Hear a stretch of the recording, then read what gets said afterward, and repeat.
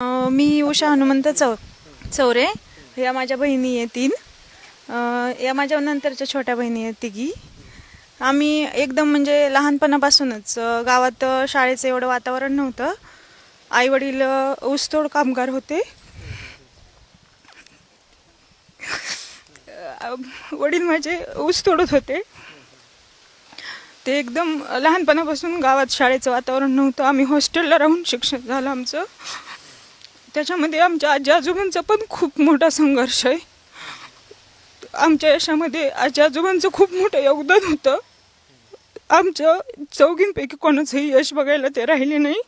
त्याचं दुःख होतं आम्हाला. आणि वेगवेगळ्या आता समाज माध्यमांमध्ये सोशल मीडियामध्ये जे व्हायरल झालं आणि न्यूज पसरली आणि सर्वांनी आमचा आभार मानलं, त्याचा एक वेगळा आनंद होतो. आईवडिलांच्या कष्टांचं चीज झालं.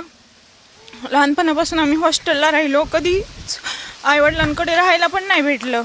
आणि त्याच्यामध्ये आमच्या सर्वच कुटुंबीय म्हणजे घरचे नातेवाईक, मामा वगैरे, चुलते, आजी आजोबा सर्वांचंच आमच्या यशामध्ये खूप मोठं योगदान आहे.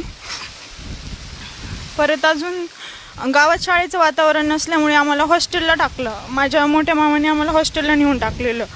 10वी-12वीपर्यंत आमचे हॉस्टेलला शिक्षण झाले. अशा नवनवीन व्हिडिओ पाहण्यासाठी चॅनलला लाईक आणि सबस्क्राईब करा.